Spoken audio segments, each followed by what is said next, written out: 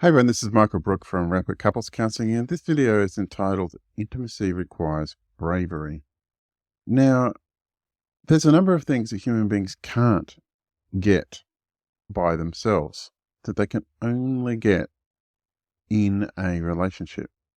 And I think one of the reasons why people actively seek out relationships is because by seeking out a relationship, they get the things they can only get from being with somebody else.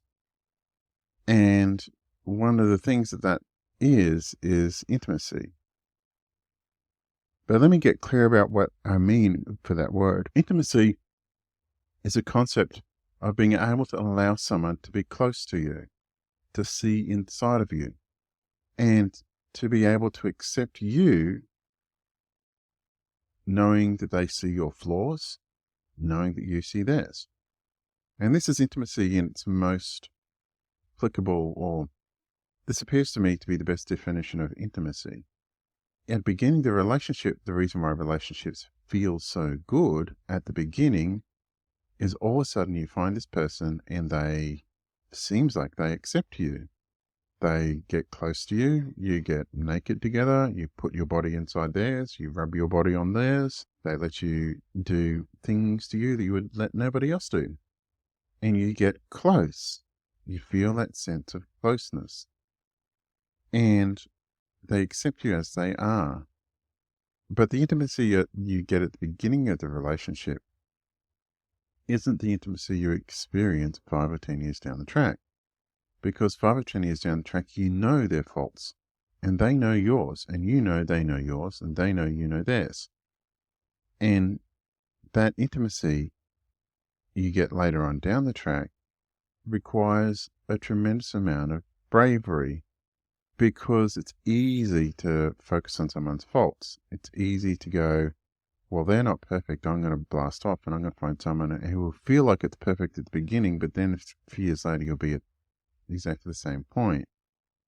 Now, I've said many times that intimacy in a relationship is controlled by the person who desires it the least. And often that desire for intimacy or that fear of intimacy comes up later on in the relationship when all the cards are on the table. You see everybody's hands, you see all their faults and they see yours.